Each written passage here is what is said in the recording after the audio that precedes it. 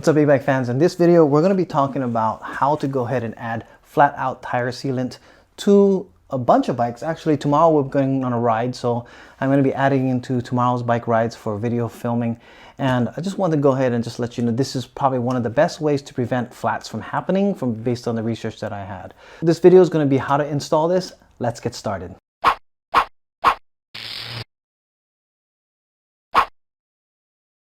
All right, so first of all, Flatout did not sponsor this video. I've just done research and I've bought a bunch of these bottles so I can fill up and put it in all my bikes. This is probably like the 5th flat tire that I've had since the last year and a half. And it just happens to be that thorns and shards of either plastic or different things that get stuck in my tires just seem to be giving me a problem. It's not a matter of maybe if you might get a flat, it's really a matter of when. And that's why I decided I'm going to put this in all my tires. Again, this is not a sponsor by them. It's just because I really believe this is going to be a great way to go ahead and stop flats. Now, it's really easy. The bottle already comes with a cap that actually has the tool that you really need.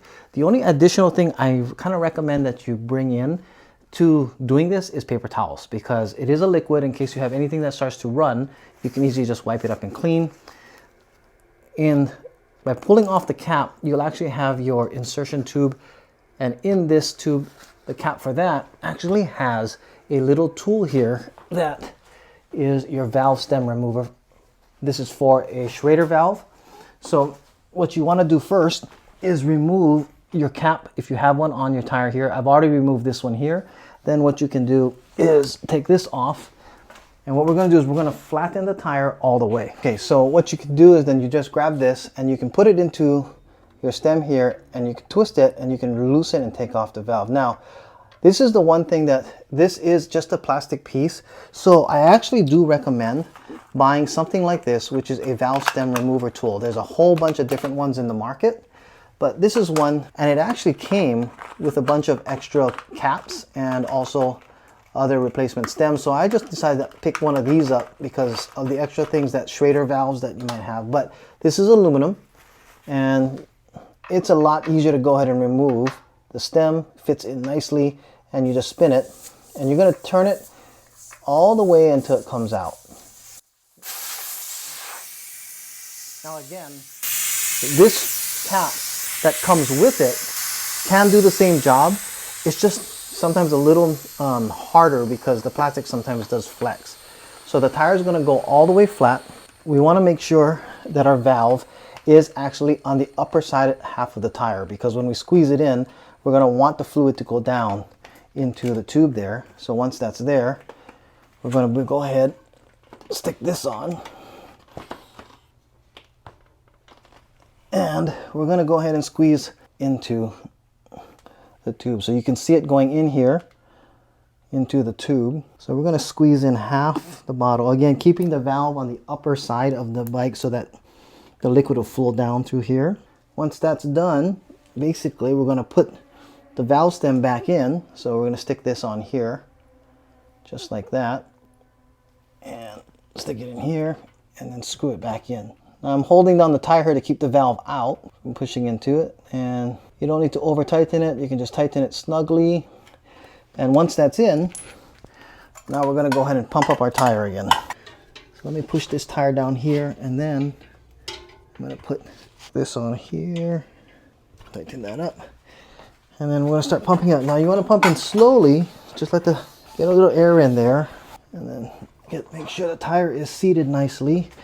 On this side, the tire is actually sticking out. Okay.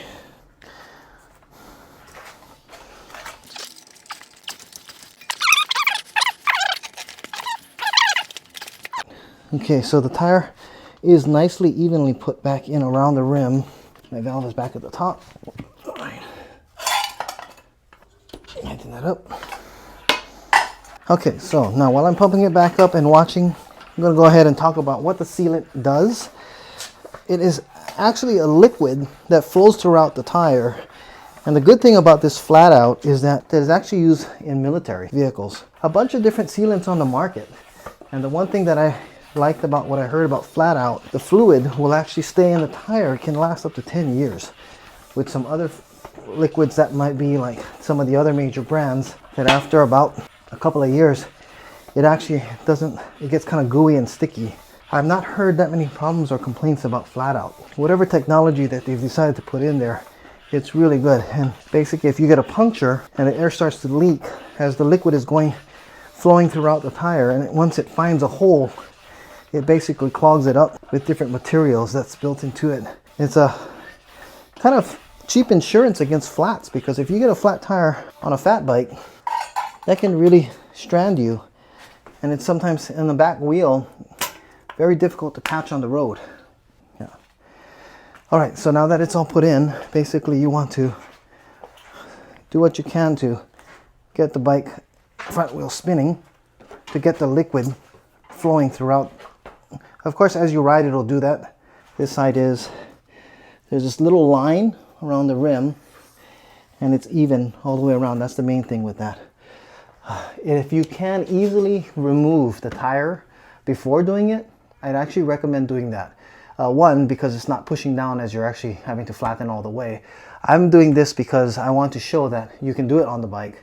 The other thing is that you have to be careful of is watch your kickstand. If your kickstand is too high and you flatten the tire, when the bike comes down, the bike starts to can sometimes lean and fall over.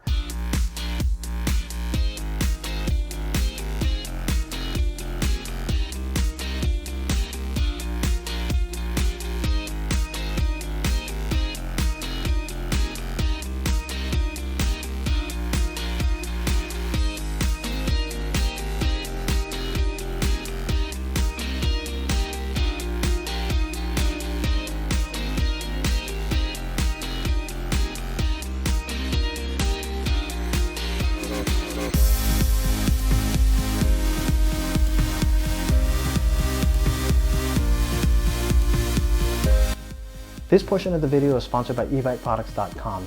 What we have here on the Core 5 from Ride One Up, we have a Zoom suspension seat post. This will help to add a little bit of cushion on your ride to make it more comfortable. They also work guaranteed on the Lectric XP 1.0 and 2.0 as well. You can get these seat posts for $29.95. That includes shipping and handling at ebikeproducts.com/shop. There's a link below in the description. You can click on that. Get one of these seat posts, 31.6mm Zoom suspension seat post at ebikeproducts.com.